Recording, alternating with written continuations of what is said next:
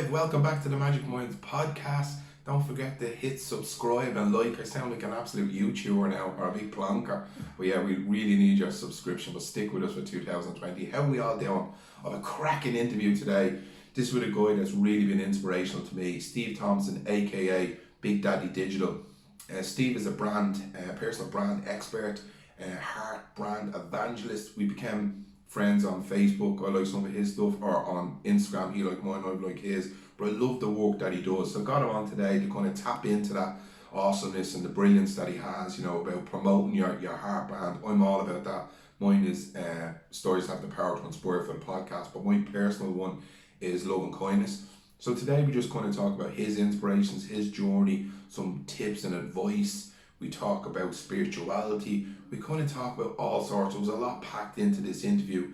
He's a fantastic guy, and I really believe that the stuff that he talks today about, you can spread that across any kind of profession, any interest that you're interested. It's all the same. Be yourself, be who you are, and that will lead you to whatever you deem as successful for yourself. I took loads from that interview today.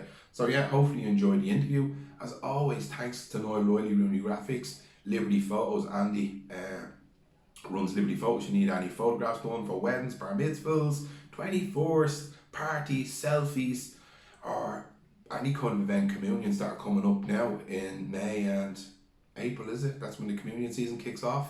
So that's it. Thanks to you for sticking around. As always, subscribe to our YouTube channel. Check us out on iTunes, all the podcast servers across the way. Anything else? Am I forgetting anything else?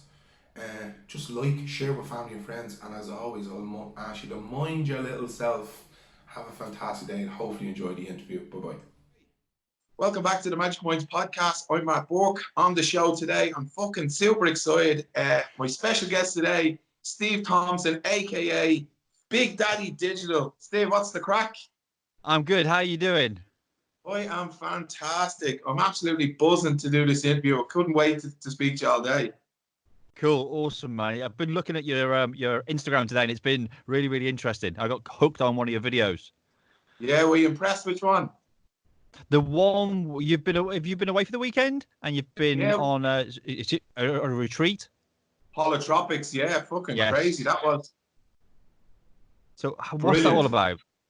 It's this process of going into an altered consciousness through music and breath work. So you spend 45 minutes breathing really fast to a certain beat of music. It goes on for 3 hours, and then it brings you into a state of altered conscious. You never lose consciousness, but you go into this deep consciousness which is altered, and it goes deep to it unfolds memories that you might have buried away a long time ago. Wow. And how did you find that? It was fantastic, absolutely fantastic. It's one of the best things I did. Now, I've done a lot of counselling, I've done a lot of reading and work over the last, say, 10 years on my mental health, my past and all that. But everything was at an intellectual level. Now, I touched some feelings for years, but this brought me to a very sad place, and it unearthed and allowed me to express those feelings. Fantastic. So, it was lovely now. I can say it sounds as scary as hell. yeah. But it wasn't just the mat, Steve. It was the stuff before and after. It was the setting, the people, the environment, the coffee conversations, the bonding, the relationships. I'm actually going to do a whole kind of podcast piece on it myself. I'm going to just map the whole weekend. Yeah, it was really good. Let me know as soon as you do that, because I would love to listen to it. Yeah, it's fantastic. A mate of mine, Debbie Collins, she's a facilitator on it. She brought me into it, and it's really what I needed in my life. I've come a long way, and this was kind of like the icing on the cake, Fantastic. Yeah, but look, it's like what you do. It's all in service of ourselves, in service of our community, isn't it? Yeah, definitely. Right, enough waffle about me. Guys, I've asked Steve to come on the show today. Steve is a personal brand expert, but he's also a heart brand evangelist. Where did you come up with that one? Evangelist, I love it. Do you know what? It was, what's the guy's name? Guy Kawasaki. Yeah. So Guy Kawasaki, he was, I don't know how the phrase was, but he was whatever it was, evangelist for Apple. Yeah. And I just like the way literally, I Googled it. I was like, what does it mean? And it's very much a what's in here, and it's the way to live by it. And that's so. And I thought it would spark a bit of conversation, and it clearly has. But for me, your heart brand is very much. I do it on different levels. So I'm quite a spiritual guy myself, and I look at how I can bring spirituality into business, because I think that that's a new wave of what is coming. Even though for me it's been here for years, but I think it's being missed out of business. Gary Vaynerchuk talks about happiness and empathy and this, that, and the other. But for me, it's a completely different level. And what I do when I work with people is, whether it be small businesses, corporates, or personal brands, we bring the brand, so the essence of the brand, the complete, the heart brand, from the top down, so that the CEO, the owner, the founder of the business is sharing what their macro voice is through the company, and then we use the micro voices of the employees to bring that ethos through the business, but actually put their own spin on it with their own personal brand, so their own micro voice. So that actually absolutely fantastic. You're using the employee's personality, who are, literally your foot soldiers, who are facing, it's a bit like being in the police. It's the whole thing. It's about using your troops to deliver that message, but it comes from a place of literally inside your body. So I would say to you, if we were working together, okay, I'm going to put my hand in your chest, I'm going to rip out your heart, I'm going to hold it in my hand, I want to know what the beat says. And that is it for me. And then once we start to work on that, we start to work on the voice of the business, the company, the brand, the messaging, everything. But the sort of the public health warning is, when we start doing that, that's actually really uncomfortable for people to start off with, because you have to be quite vulnerable. But once you work through that process, it's epic. And you never then need to market your business or think about how you're going to market your business again, because everything is intuitive.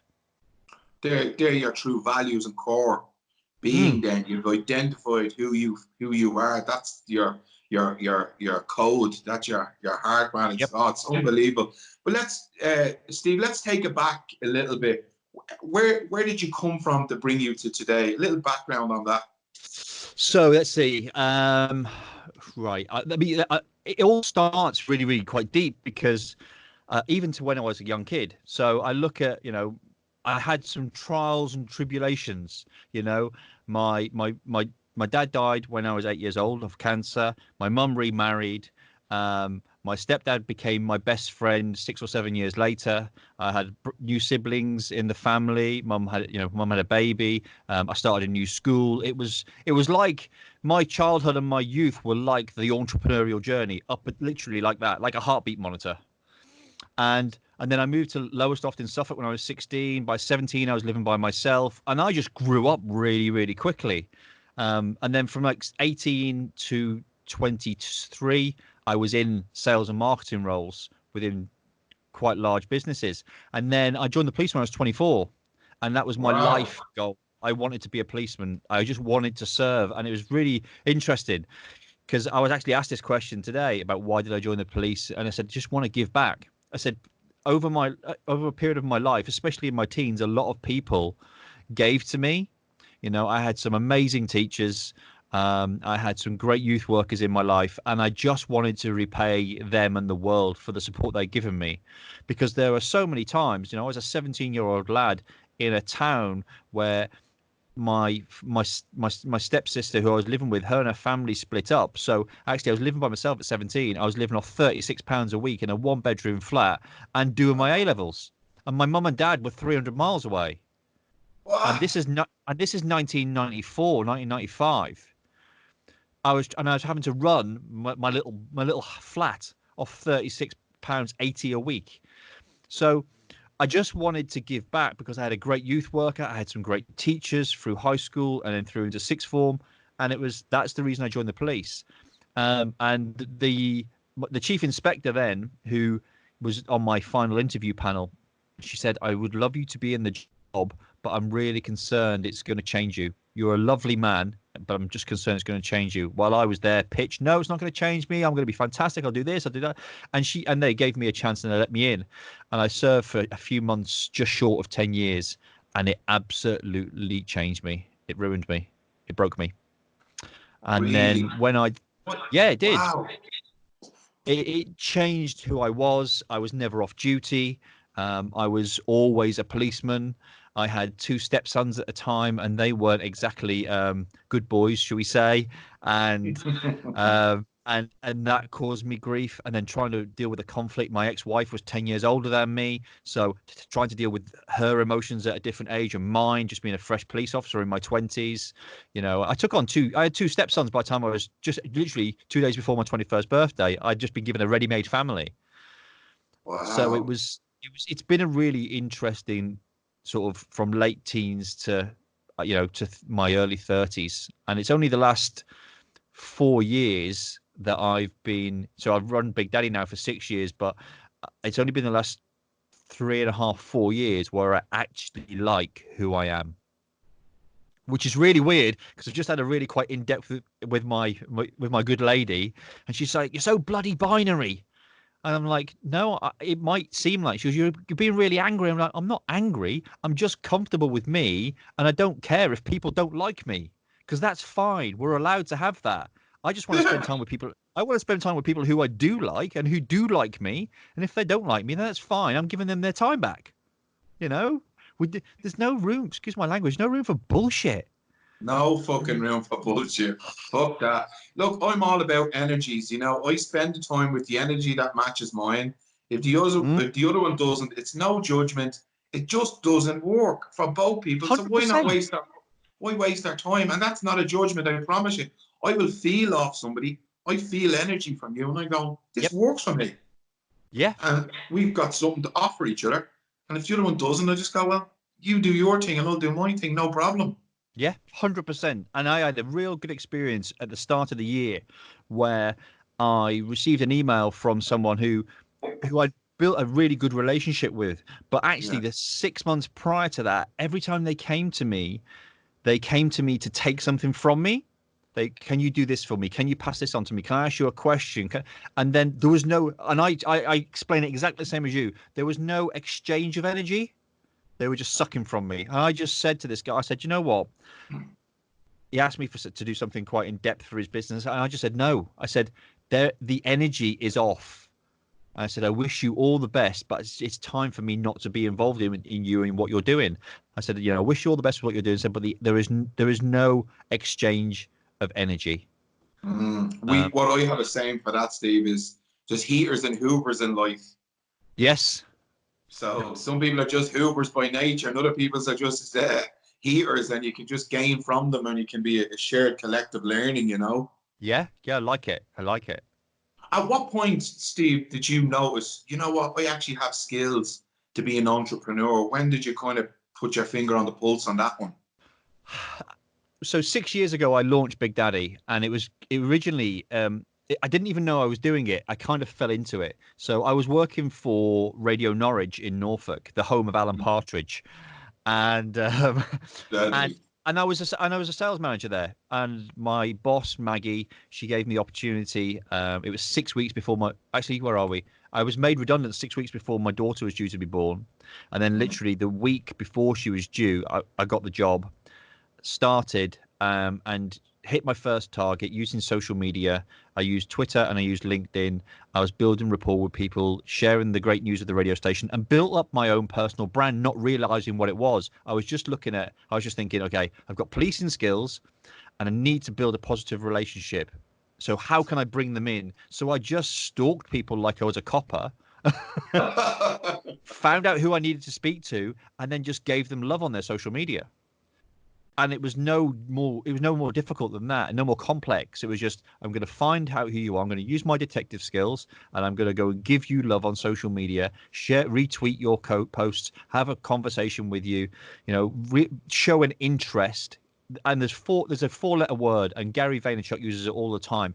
And he did in his first book. He wrote a book called Crush It. It was the first one.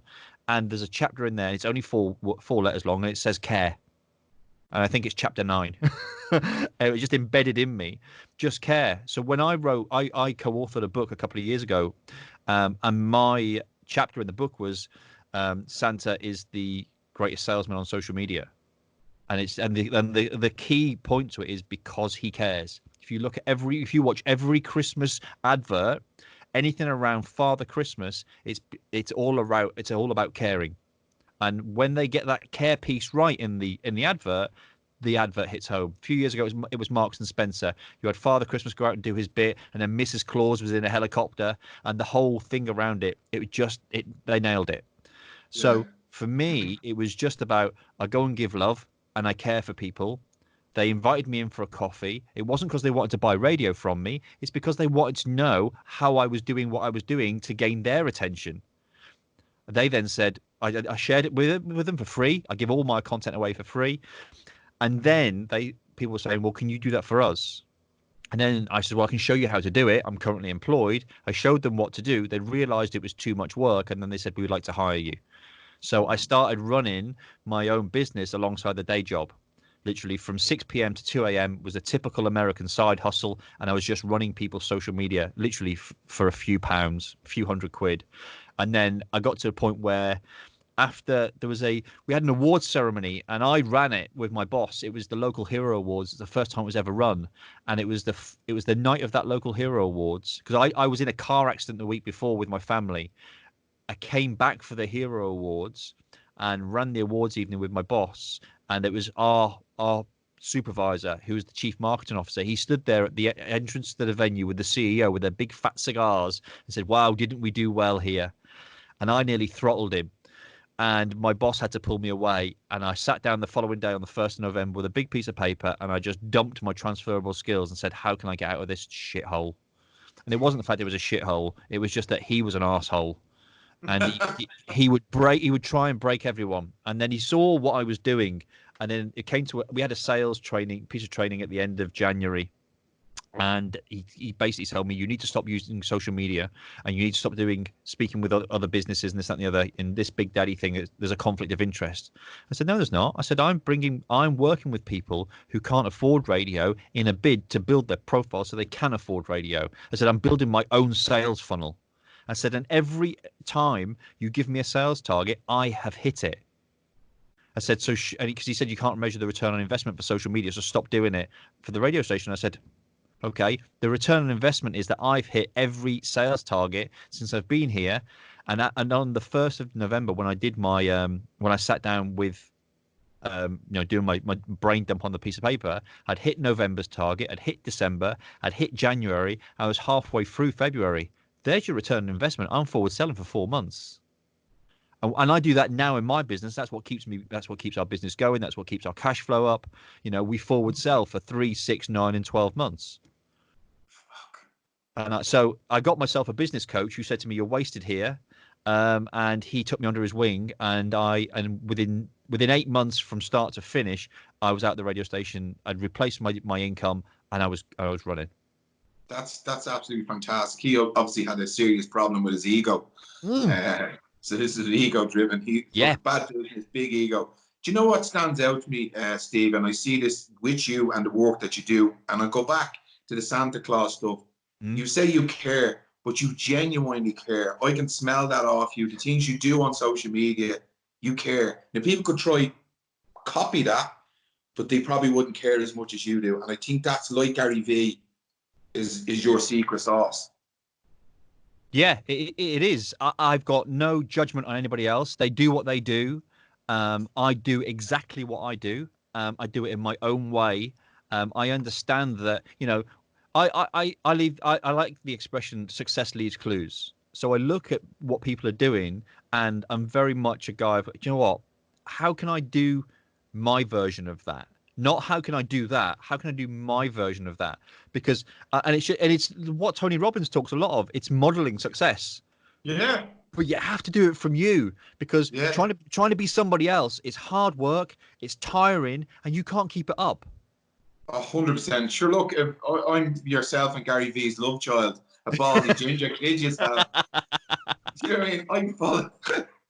I follow the work you guys do. Like, you really said to me with the stuff you put out, be authentic, be kind. Like, my brand is love and kindness, compassion and caring about people. Yeah. And I just do it in a different way to you guys. And I watch the work that you did. It's like anybody, you beg, borrow, and steal from good coaches and Yeah. design your own program. Yeah. Yeah. And the right people will buy into you. Yeah, from my community. Yeah, they absolutely will. The right people are buying to you, and then it's then how you distribute your content. That's all it is. People say to me, "Oh, what do I put on Facebook? What do I put on Instagram?" And like, you don't look at it like that. You look at your pillar piece of content, and then how you break it up and distribute it. It's like this. I say to people, if anyone's going to start a podcast or a YouTube channel, or they want to start a regular Facebook Live or something like that, say, I don't know what I've got this idea. So just solve problems. What are you not so much passionate about, but what have you got a purpose? What are you driven to do?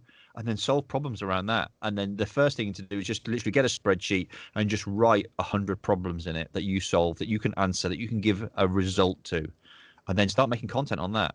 And just start. It'll be dreadful to start with. My first video, I mean, I look at the first video we did when I started the YouTube channel, and it's not big. It's, and I had a videographer at the time, and I was giving him a chance, and I was all right on it.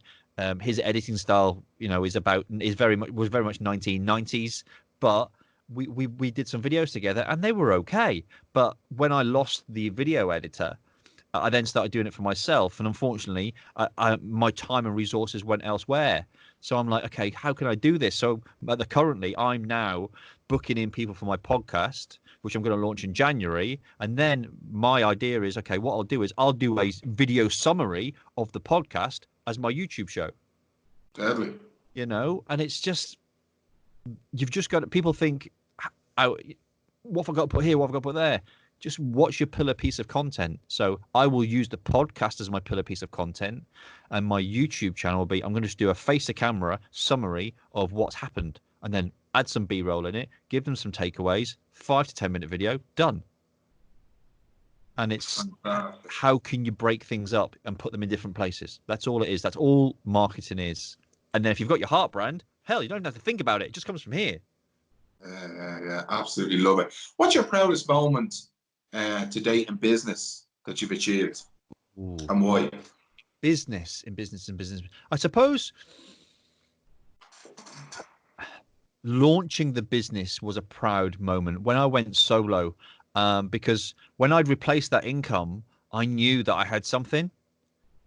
And I left the radio station in the June, and I was like, okay, I mean, and I wasn't earning, it wasn't even what I would call a salary.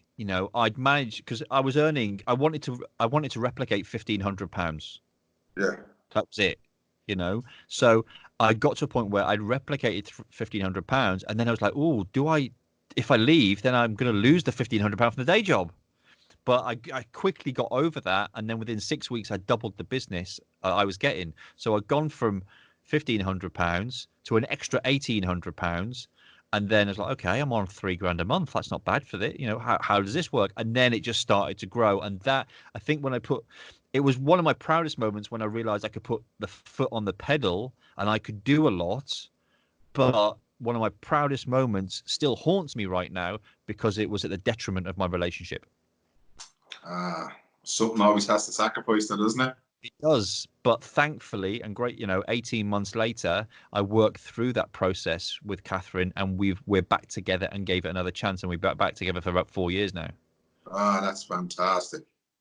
Brilliant. It is brilliant, and that's what I've just said to her in the kitchen. Ironically, is the fact that we're having a conversation about the relationship and business and how it is, because she's just launching her business, and she said, what was it that brought us together? Why it was really quite a heartfelt conversation. And I just said, I am grateful every day when I wake up that I've been able to give our family another chance, because I've already had one failed relationship, one failed marriage. And I don't want my 6-year-old to go through what my 17-year-old daughter went through. And me and Catherine will sit there, might not be tonight, probably at the weekend, say, do you know what, we say to each other on a regular basis, easily weekly, that We are very, very happy, and we're very, very lucky. And we're both very grateful for it. But tonight, we're having a bit of a Barney. But I think that's really healthy too, because Look, you've got to get that stuff out as well. I definitely got to get it out. Change communication, change relationships. Mm. I'm a firm believer in that. The more you talk, no matter what it is, get it out, get it on the table, because it's the stuff that's not said is usually the stuff that caused the problems. Yeah, yeah, we massively agree with you on that. Come here. What failure has been your greatest teacher to date? Would you say? Failure. This is an interesting question. I think it's one. It's not a specific thing. It's more of a topic. Um, That's cool. I'm found that I'm a very good listener, but I'm also aware that sometimes I don't listen. No, that's not right. I listen, but I don't hear. So when I'm taking stuff in from the client, I'm taking stuff in and I'm making my notes and this and that, we're onboarding a new client. But when you listen to what they're saying, but you just don't quite hear what the challenge or the problem is, and I've had it recently with the client this year, and it was a point where I liked the guy, was really, really keen on working with him, and it was fantastic. But I heard what the challenge was, and I knew where the challenge was going, but I didn't hear, I suppose I didn't feel it because I was, and then within 3 months that opened up, and I was like, I know it.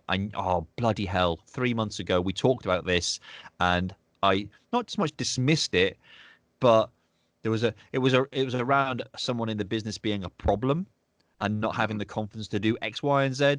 And what happened was they didn't do X, Y, and Z, and then blamed me for their failing. Because I suppose really I underestimated how much of a challenge it would be because I just wasn't getting that vibe. But actually, in hindsight, I was getting the vibe. I just ignored it. Oh, fuck. So It just good lesson for me. Good lesson for me.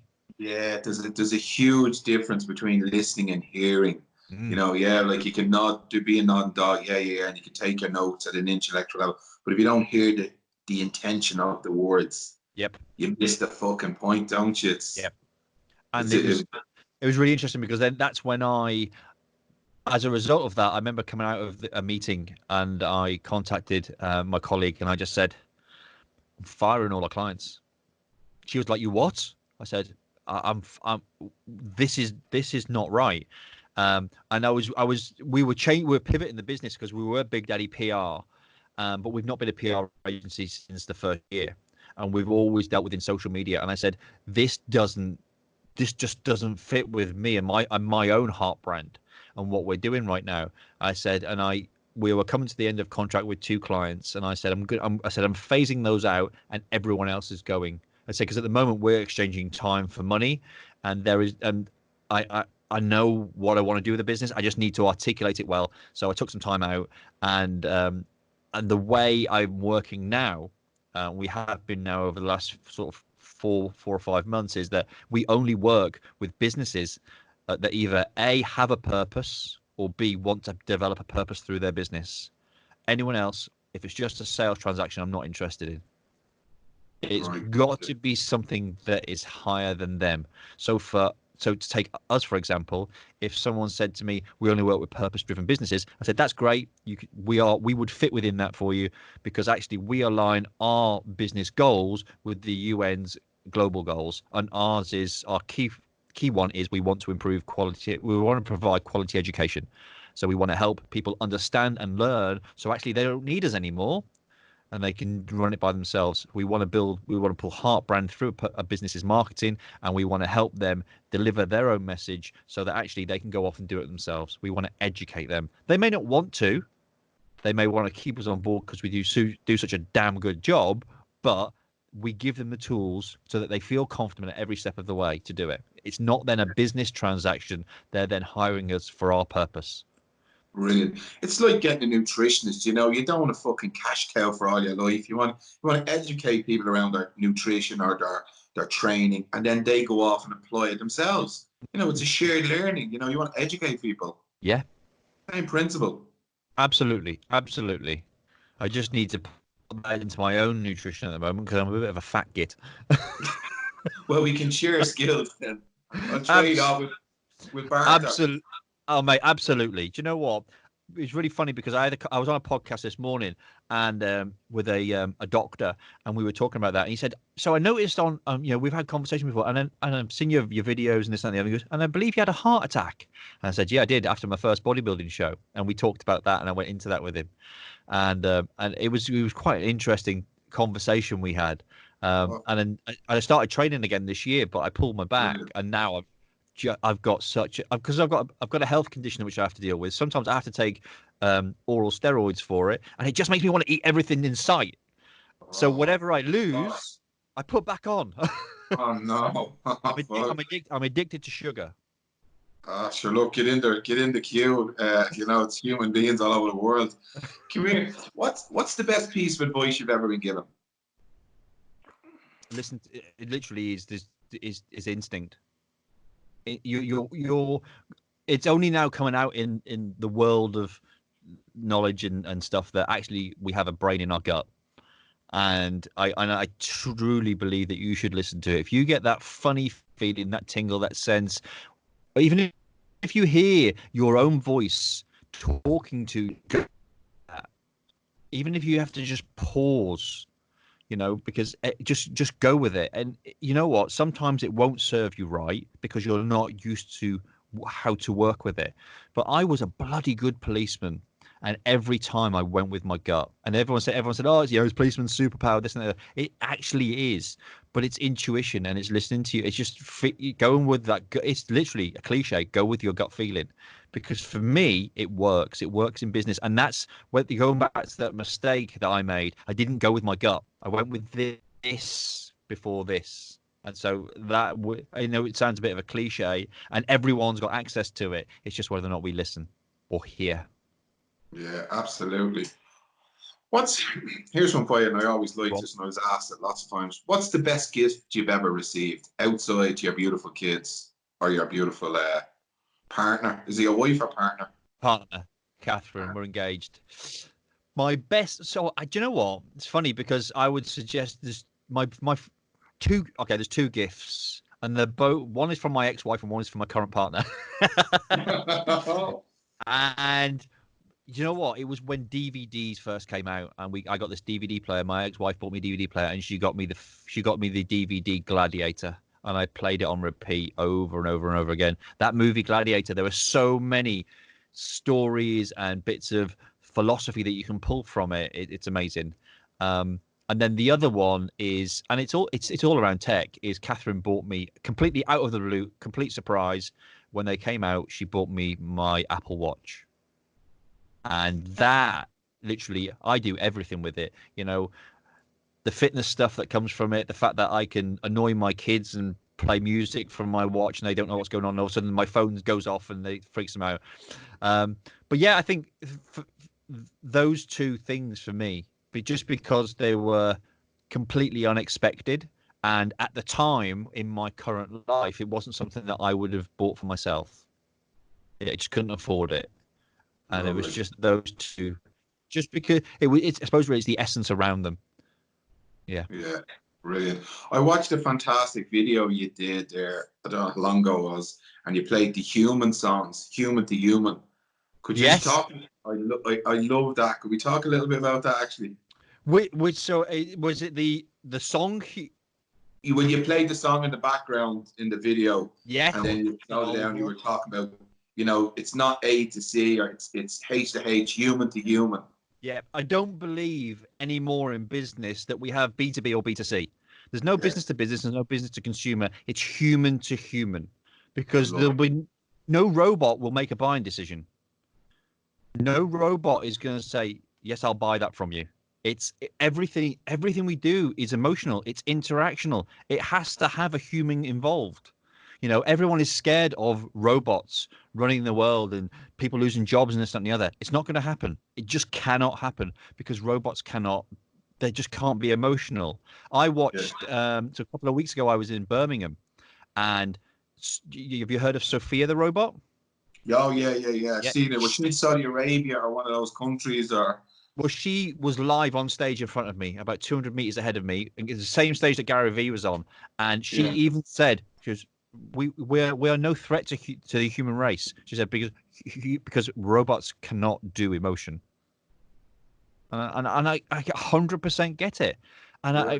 it freaks me out that people are scared of technology, because the whole it's human to human, or if some people call it person to person or whatever it is, it's you just bloody humans. And if you go through everything that we're going through now with what our kids are brought up with technology and this, that, and the other, and social media and how it is, it's not changed in the fact that we still have to have a conversation, and we still need to spark up some rapport before anyone will do any business with us. Mm. And we've been doing this for tens and tens of years. So what's different now? Oh, because people look down and use thumbs. Kids these days are more sociable than I was ever as a kid. If my friends weren't available, I'd go and stand against the wall and kick a ball at it. That's not sociable. But that was okay. Yeah. But that was okay for me to do because I was outside. Yeah. I don't get this whole we used to do things different and it was better back then.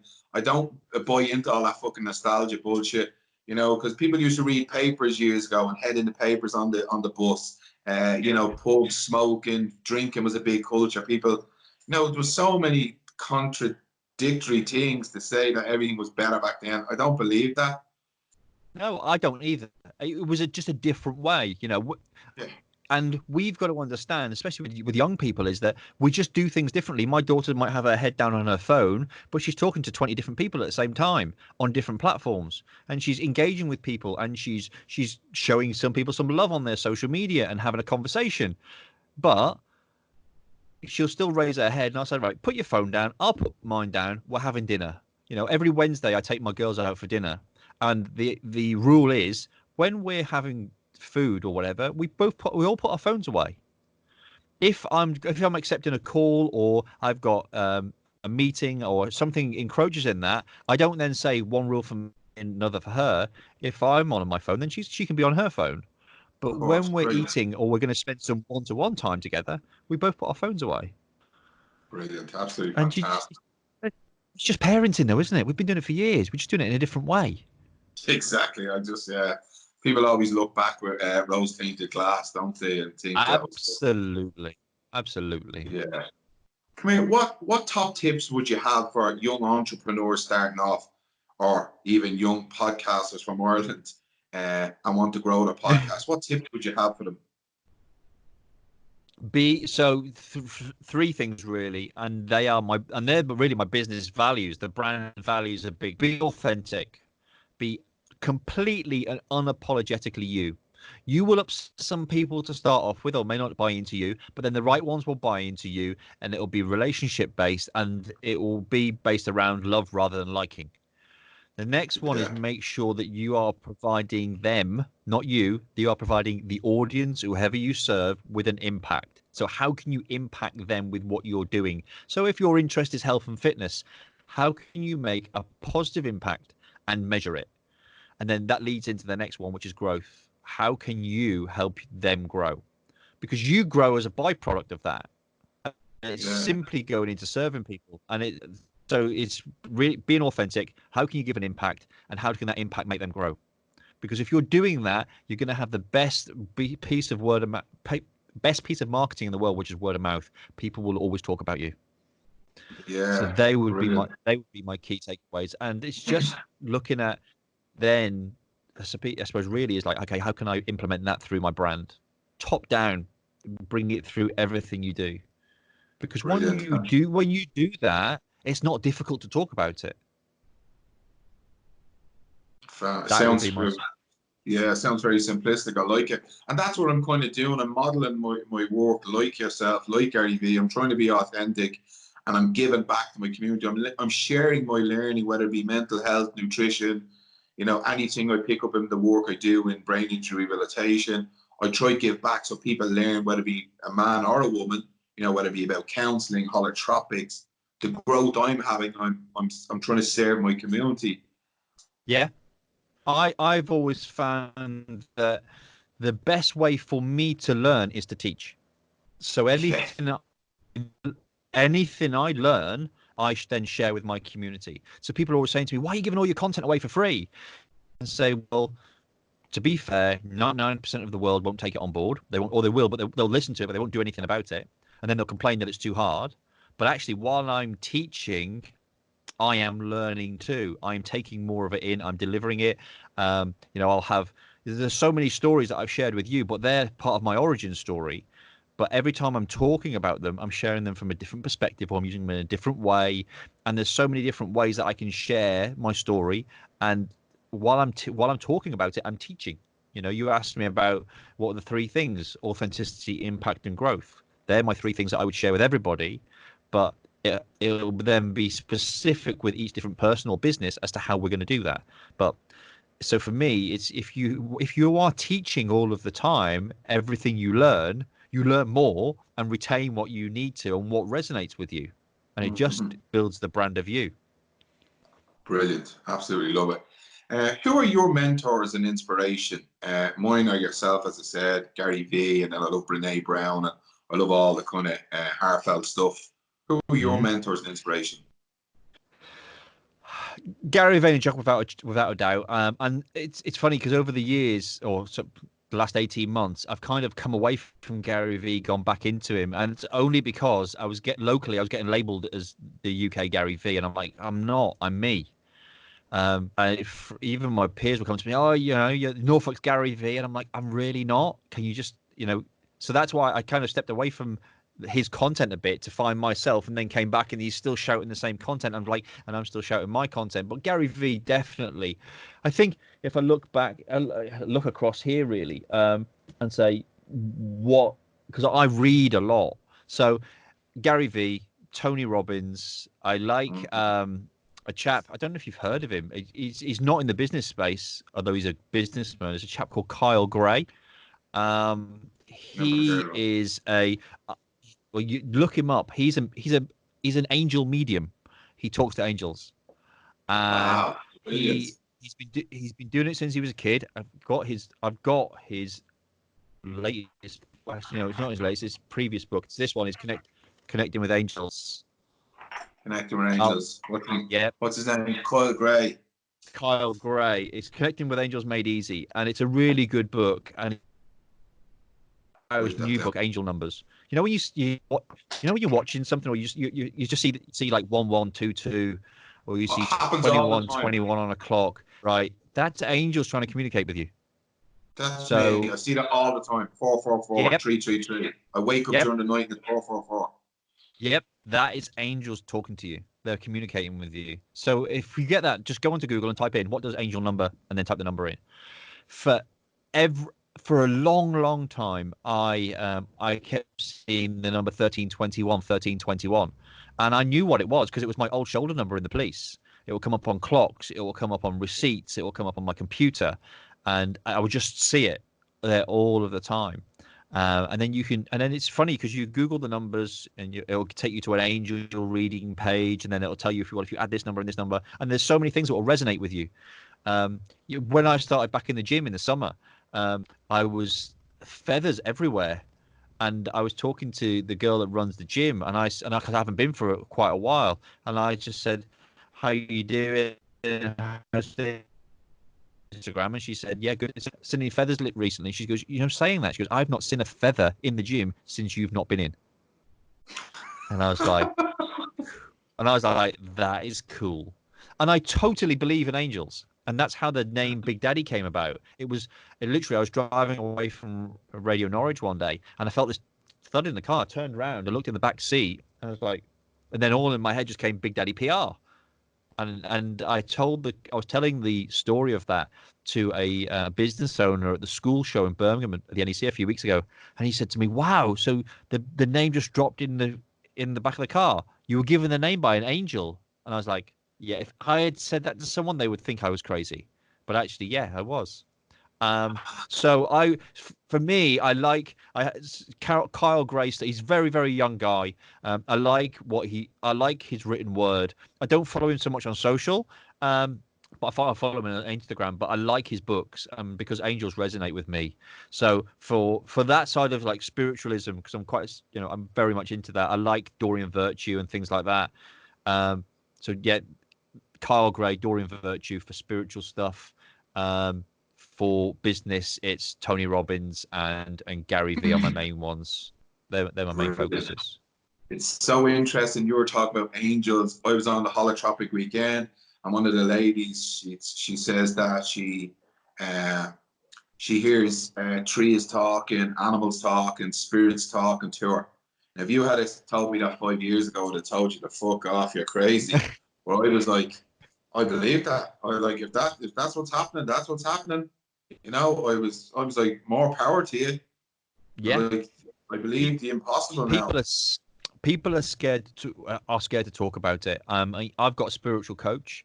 I see her every month, and prior to that we were good friends. And then I came under her wing about 3 and a bit years ago. And prior to that, I had another spiritual coach, who I trained. I did my Reiki masters with her, and no, I think people need to be really open to it. It's, mindfulness and all that stuff is great, but actually going on a deeper level and accepting things and allowing it to come in. And sometimes, you might think to yourself, oh, if I did that, there might be this consequence. But actually, there's a reason, because, I truly believe that your path is written before you're even put on this planet.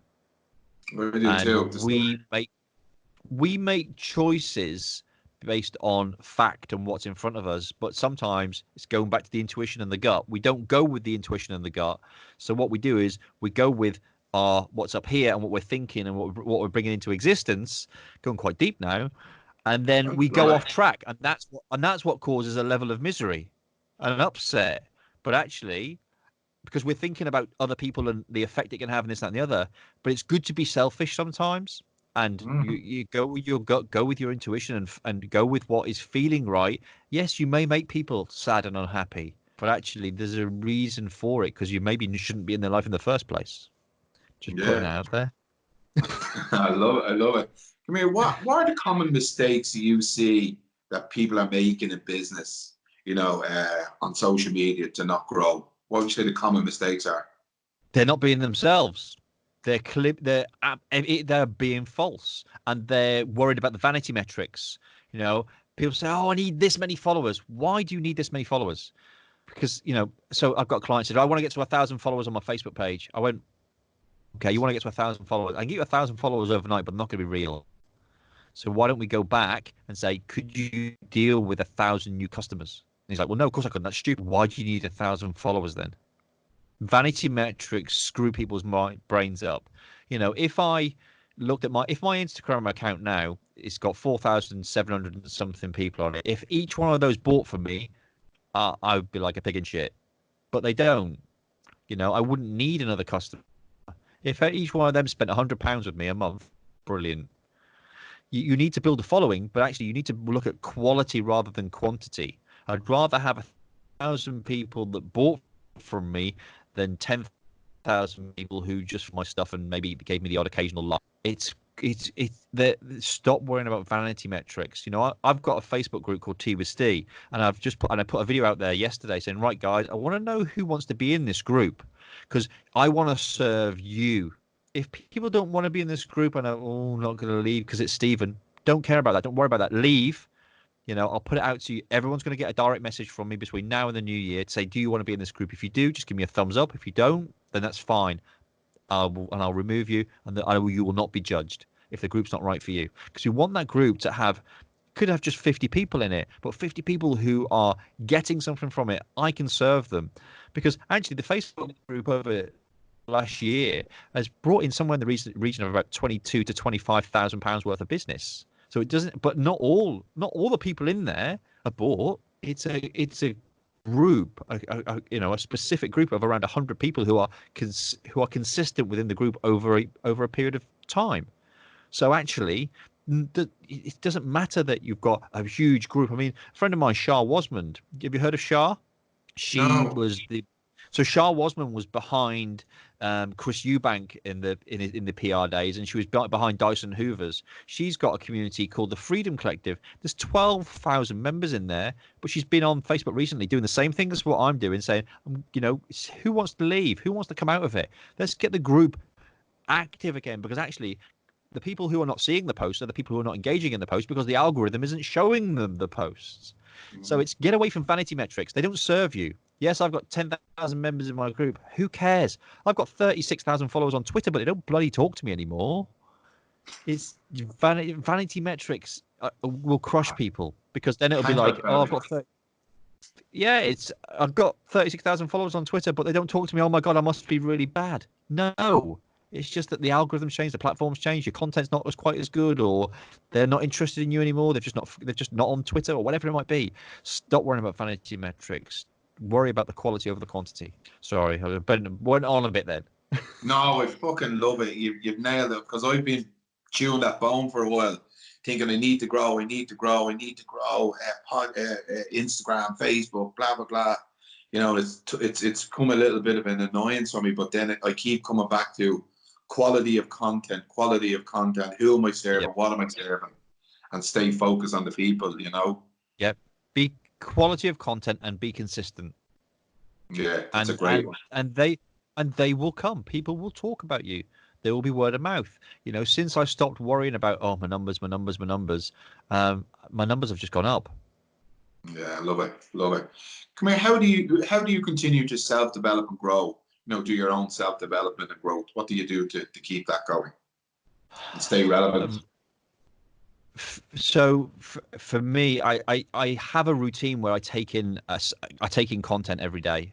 So my morning routine is very much, I get up in the morning, clean my teeth, come downstairs, pint of water, put the kettle on, and then before the rest of the family are up, it's the only time I touch my phone. I usually don't touch my phone before, apart from for this one thing, before 9 o'clock, because my time between, as soon as I get up to my to 9 o'clock is my family's time. So breakfast, doing the school run. But I have to use my phone because it's the only way I can get access to what I'm about to tell you without taking a laptop into the shower with me. And I literally go open YouTube, and whatever is on there based on what I've been telling YouTube that I like to watch, I consume. So I consume something that is positive and motivational. I just put it on in the shower, stick it on the side, press play, turn it up, and I consume that for 15 minutes. So I know the first thing that's going in my head in the morning is something positive that's going to help me grow. I don't care who it's by, because I know usually it's going to be someone like Tony Robbins or Gary Vaynerchuk or Les Brown or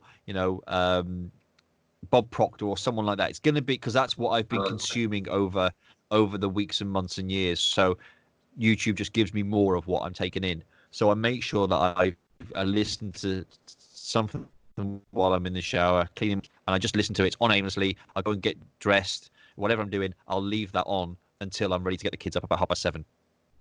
Brilliant. You just absorb it into your mind. Yeah. I don't even think about it. I just don't even think about it, and I just let it come in, unless something just catches me. I'm like, oh, I must just listen to the rest of that. But I usually it just subconsciously goes in. Yes. And then the other thing I do, which drives the guys mad that work with me directly, is if I'm working on something and I just need when you need to get in the zone. I listen to music, and I'll just stick it on YouTube, and literally Nat, who comes into the office and works here with me sometimes, I'll just put music on for 8 hours, and I am in the zone. And she's like, and you literally it's just it's like that. And it's like, and there's two particular ones that I've got on YouTube. I play it in the background. One's a 3 hour and one's 8 hour. And she sits here in the back with her headphones in, listening to 70s and 80s music and doing all this. And I'm just like in the zone, going for it, doing what I'm doing. And it's just Oh wow! But it just chills me out. Yeah, well, that's a real. When I was into party days, I used to listen to 10 hours of saxophone. Is this guy playing saxophone for 10 hours? And just keep looping. Yep. At least yours being productive. Mine was recreational purpose.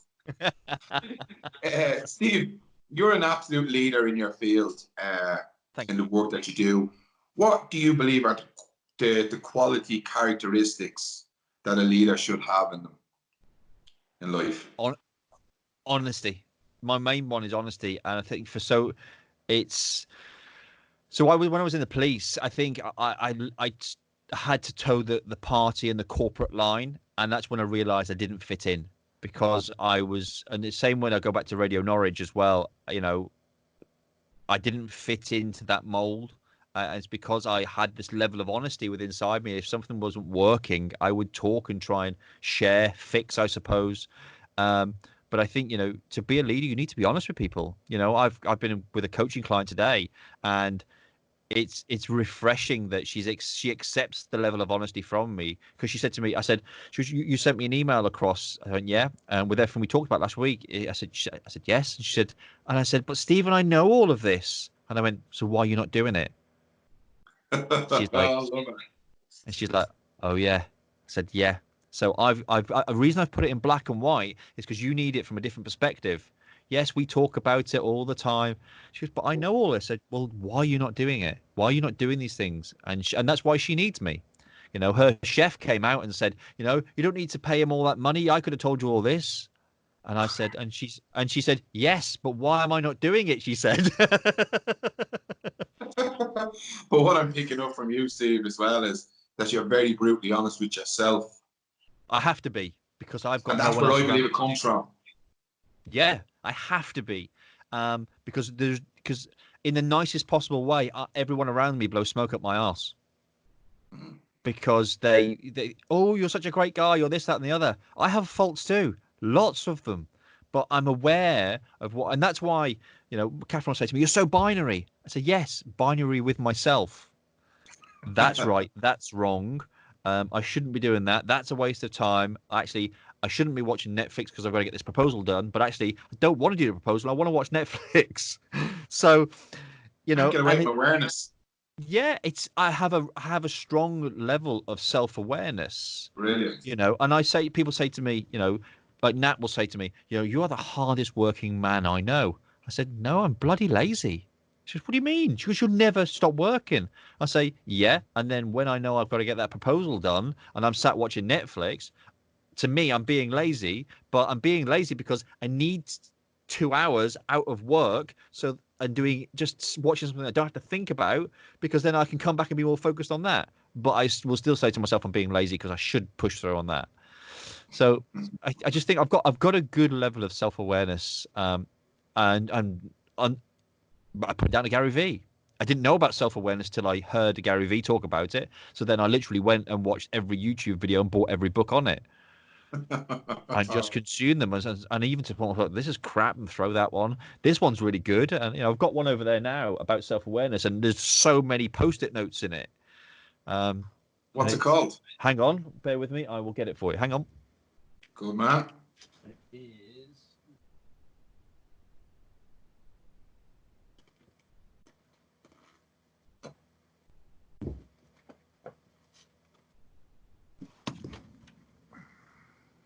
Brilliant. Right, I'm back. Right, it's not so much self-awareness. It's called the Little Book of Emotional Intelligence. Ah, brilliant. That's the one. Man, love it. I think I've read that before. And literally, it's got bloody all these things in it. But I learned a level of self-awareness from that book, and it's just really simple. And to the point, I'm probably due to go through it again. There's a lot of books that honestly, I've got an addiction to books. Me And too.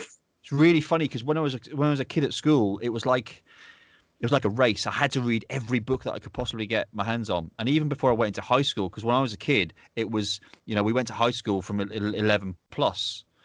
So, and when I was in primary and junior school, I was reading everything. I became a free reader and I was going nuts on it. And I got to high school and I fell out of love with books because I was bullied. Yeah. And it's only recently over these last few years that I've really got into books again.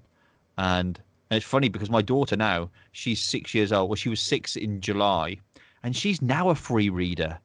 And I'm like, holy, she was sat. We were in London at the weekend, and we were in Selfridges because her mum wanted to go into the makeup and clothes and what have you. So me and Ruby went to the book department, and Ruby just picked up David Walliams and just started reading it. And I'm like, she's like 12 pages in. She said, "Daddy, can I have this?" I went, "You can have it for Christmas." So you're not having it now. So she got the book, but she was so into it. And I'm like, fantastic. So for me, yeah, books and stuff. Yeah, brilliant. The apple didn't fall far from the tree then with the reading. Yeah, I can't read very fast though. That's my other half. She'll read a book in a day. It'll take me weeks to read this because because I literally take things apart. Yeah, The that's problem with, brilliant. the problem I take things apart because I want to learn and implement, learn it, and it's just like it's crazy. And going back to what you said earlier about spiritual stuff, the book that really got me into that was given to me from my first mentor in spiritualism, and it was called the Celestine Prophecy. Don't know if you've heard of it. No. I couldn't get into it to start off with, and then I tried again a few years later, and it was just I was hooked. And the way I read well is I have an album on my phone. It's called Chakra Music, and I literally plug it in, and there's about 15 tracks on, and I can read, zone out, and just read. And I know that's why I know with the on music, if I'm in work, I can get things on, and it's just there's no words, it's just sound and noise, and I just can read, I can work. But I put that on, and I read the Celestine Prophecy, and it's funny because there's things in that book where you can see energy in trees, and you look at them. And I'm driving down the road, and I can see energy around trees, and I'm like, holy moly! And it's a great book if you get hold of a copy. Yeah, I fucking knew you were a tree hugger. I just knew there was something about you. Fucking, I knew you were. I just knew it.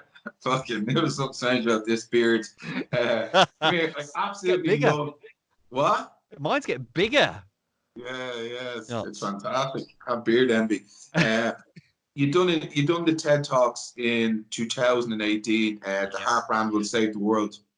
I absolutely love it. Can we just touch a bit on that? I'm glad you love it. I bloody hate it. Do you?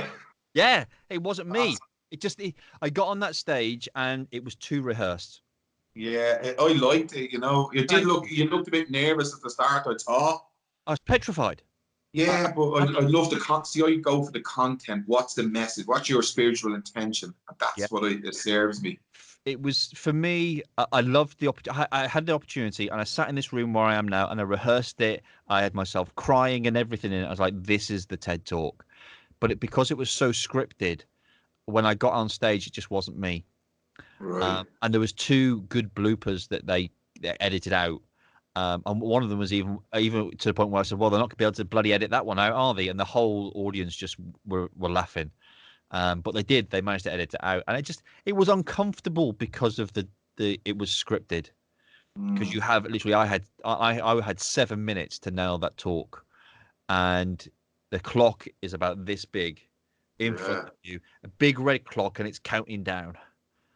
And then I froze twice, and I was like, "Oh my god, I'm going to run out of time." And then all of this just starts coming in your head, and it's just it was just uncomfortable for me. It was a great experience. I could say I'm a TEDx speaker, but the best bit now is the fact that I get to work. So we've partnered with TEDx Norwich Ed. I see that, yeah. So that we now help with the selection process. I run all the social media for the event and the marketing. Nat runs all of the operation side of things. So that's the bit I love now. That's the real bit I love now. Fantastic. Well, I think I really enjoyed it. I love your genuineness and the message that you put out. Thank you. It's unreal that people see it through different prisms, isn't it? And the storylines, I liked it because of the content, you from another point of view, and then I'm sure there's critics out there that had an opinion on it, but I'm sure it's about the spiritual intention. Everyone said to me that they got a lot from it and they enjoyed the talk, and a lot of people on the day, I got some great praise from it. What I think was better from that perspective was I did the day after the night before video on YouTube, and I'm sat in my car, and you can see I'm completely exhausted. I'm sat in my car, I've got my hat on, and I talk about the TED Talk about how it went like this and it went like that, and I didn't like it, and this, that, and the other, and I did bits of B-roll and stuff to it, and that was a better explanation and a better video of the whole experience and how it completely drained every piece of energy out of me. And it's, yeah, I think the thing was on the build up to doing that TED talk was that I was working, doing the social for weeks beforehand. And then the night before we had rehearsals, but prior to that, we just got our brand new car 4 days before. My other half dropped me in the city to have my hair and beard done ready for the following day for the TED talk. She came back and she smashed the car up. She Oh she, no. she didn't even realize we've got this Kia Sportage, lovely big thing, but she'd swerved to miss this guy and hit a bollard. Didn't realize she hit a bollard and just ripped the near side wing off. Couldn't even open the door. And I'm like, what you done to the car? So we had all of that. She was in bits. And then the morning before we started on TED, um, we put so much activity through the Twitter account to try and get it trending before the doors opened that Twitter froze the account because they thought there was something hooky going on. Oh Jesus. And then 10 minutes before we were due to go live, Twitter, we had to transfer all the other content that we had scheduled onto the Big Daddy accounts. And then before we went live, 15 minutes before we'd open the doors, Twitter, because I'd been contacting Twitter, they then unlocked the accounts. We had to transfer everything back over. And then literally I was the second guy to go on stage. Had all that to do, and we still managed to get it trained in and pull a TED talk off. But I was just exhausted, and we ran then literally the whole day of that event was from I was in the building from 7 a.m. till 7 p.m. So it was just solid 12 hours interviewing, running around, Facebook Lives, the whole lot. I was just knackered. Yeah. But look, I'm sure that the poison has now become your potion, You've learned and grew from it. Yeah, definitely. There's so much from my TED talk that I can take. I mean, there's so much content I've got still to make as a result of that talk. Savage, fantastic. Come here, I'm very mindful of the time here, and you're a Good. busy man. What's the one thing you would like people to take away from this after listening to the interview? To literally allow themselves to be them. It is, don't give a monkeys about what other people say or think or do about you. Yes, take it on board because it's good to have other people's perspective. But before you make a change of yourself to please anybody else, is literally sit in your seat, turn around, and literally look at it from a different perspective, because you will. Have you heard of Mel Robbins and the 5-second rule? I think it sounds familiar. It's just not coming to me Mel now. Robbins wrote a book called the 5-second rule, and it's about getting yourself to take action on do something. And it's very much it's the countdown period. 5, 4, 3, 2, 1. And literally, if I'm listening to someone, I think, I'm not sure. I count in my head 5, 4, 3, 2, 1, and I literally move my body, and it does something to some weird vortex or something in your brain. I don't even know what it's called. I couldn't tell you, but I remember this, and then I just think about it or feel it from a different perspective.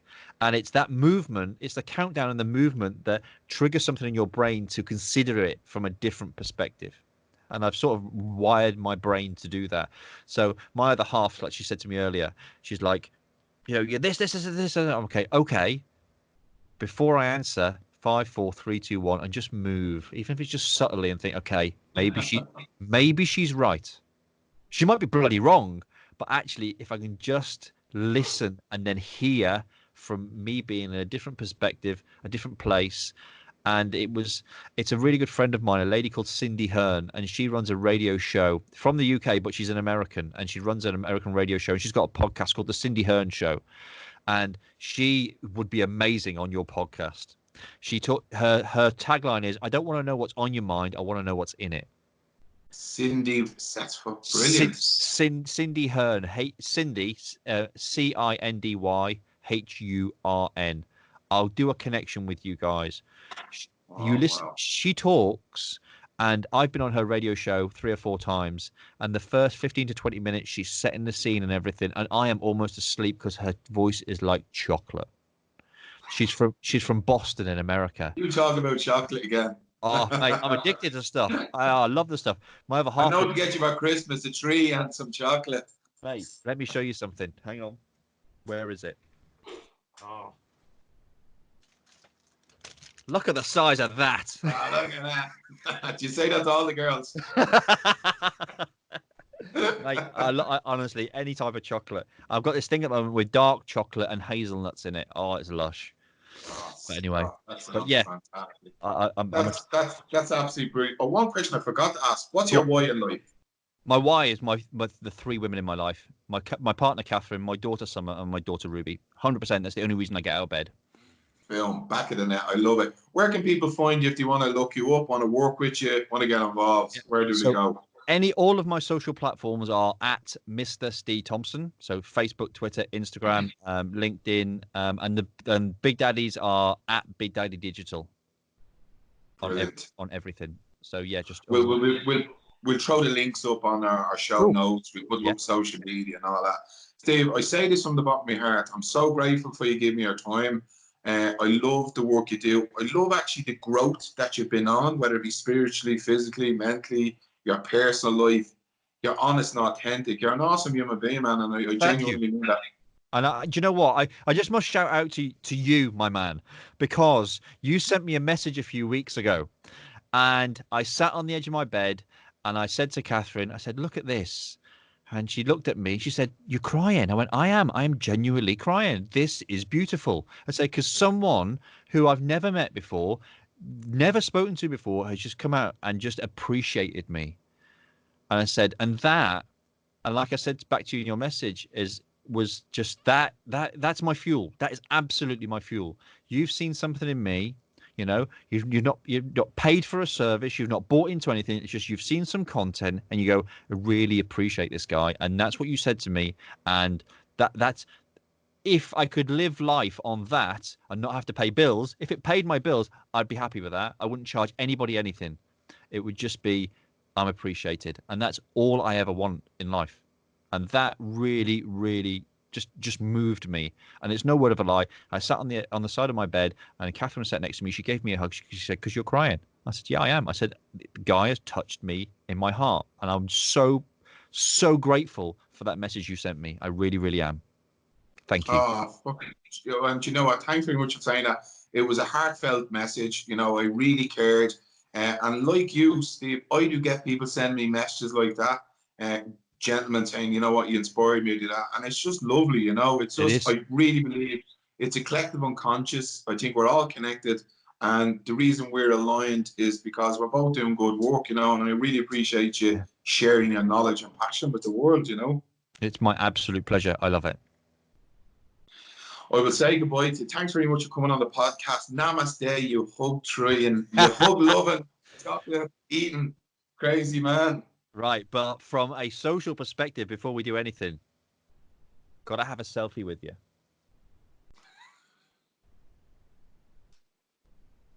Beautiful. And I'm gonna put that out on social later on. Thanks very much, Steve. Have a great evening. I'll talk to you soon.